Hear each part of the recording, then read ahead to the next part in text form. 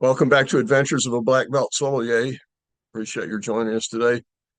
I am going to share a recipe, my recipe today with you for just the absolute best homemade pizza you've ever eaten. I call it pizza puttanesca. I recently asked a well-known chef friend of mine why pizza puttanesca isn't a thing, and he said, "I don't know, but it should be," and I agree with him. Puttanesca is legendarily a pasta dish that restaurants in Rome would make for the ladies of the evening, early in the morning, and they would just, use everything that was kind of left in the kitchen to whip up a pasta dish for them. And so this has a lot. It's not a hard recipe, but it does have a lot of ingredients because it's kind of all the all the ingredients in a typical trattoria kitchen kind of combined into one dish. But it's just going to make, if you try this, it'll make the best pizza you've ever eaten. Um, I'm not going to get into the pizza dough part. You can either buy one of those at the grocery store that are already made and flatten it out, or you can make your own pizza dough. You should. It's simple, it's easy, and it makes a big difference if you make it yourself. The one thing I will say that a lot of pizza dough recipes don't suggest, which I think they should, is that you season after you make the pizza dough and roll it out into whatever shape you want it to be, that you season a little bit with a little bit of salt and pepper before you start adding the toppings, because like always, each step in a recipe needs to be uh, adjusted for flavor, and a little salt and pepper on the pizza crust, pizza dough, before you start adding ingredients makes a big difference. So here are the ingredients in the puttanesca sauce. A quarter cup of extra virgin olive oil. Be sure to use really good olive oil. Costco's, private brand olive oil is actually really good. But use a good one. Don't skimp on the olive oil. 3 garlic cloves, peeled. 6 anchovy fillets.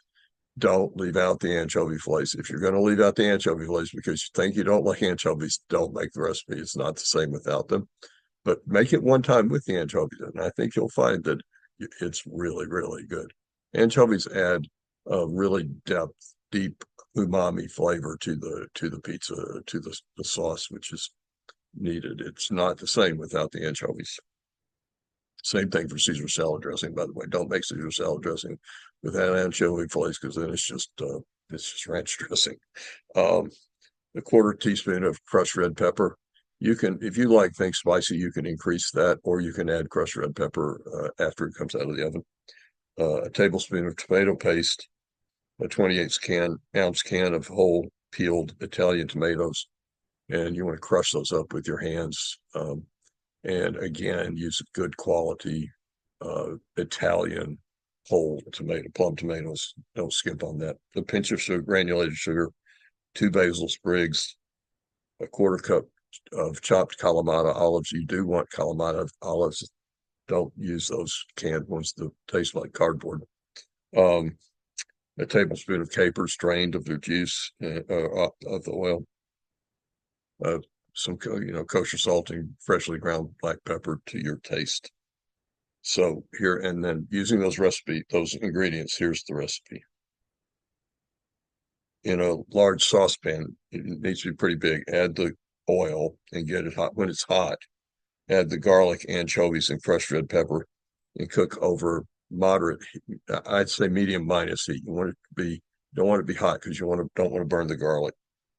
Stirring occasionally until it's golden and really, really fragrant. Should take about 5 minutes. Um, it should really fill your kitchen with a wonderful aroma of the anchovies and garlic and pepper and oil. Add the tomato paste and cook, stirring it for a minute. You want to really caramelize the tomato paste.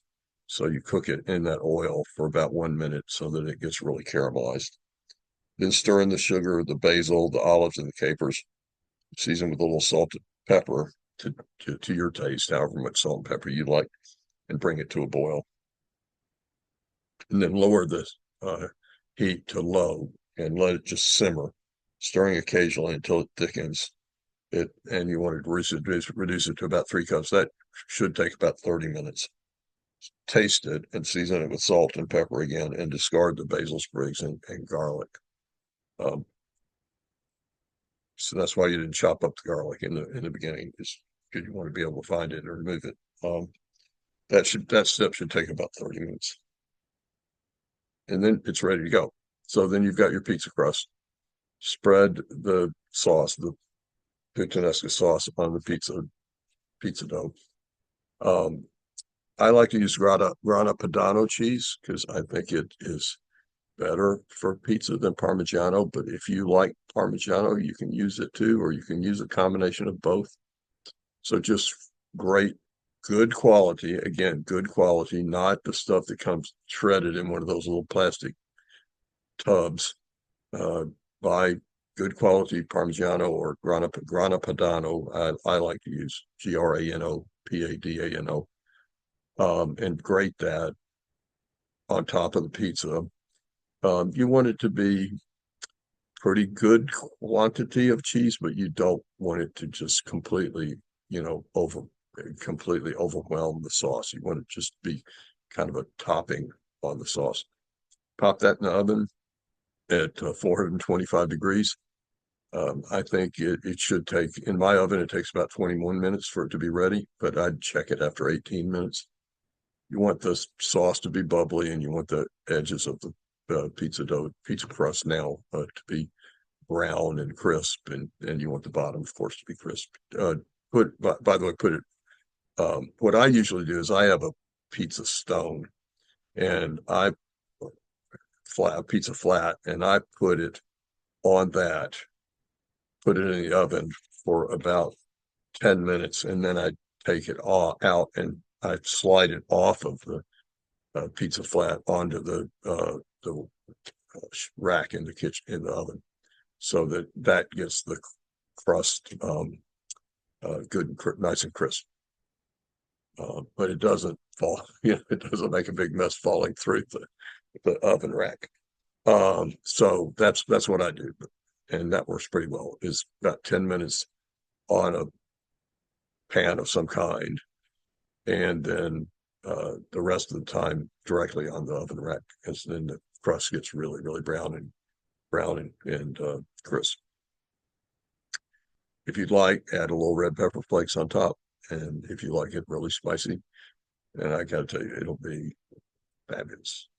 Serve it. I like to drink it with Nero d'Avola, which is a dark red, robust, full-bodied Sicilian red wine. But well, that's the best thing. I'd just say you can drink a Nero d'Avola or Primitivo, which is a relative of Zinfandel, also from Puglia, and which is the heel of the boot of Italy. Primitivo is always also really good with this pizza, but Nero d'Avola is my favorite. It'll be fantastic. I promise you, it'll change your life. Thanks for tuning in for Adventures of a Black Belt. So you'll never go to Domino's again, I promise. Thanks for tuning in for Adventures of a Black Belt Sommelier. Be sure to comment. Let me know if you tried this recipe and how it turned out. Thank you very much.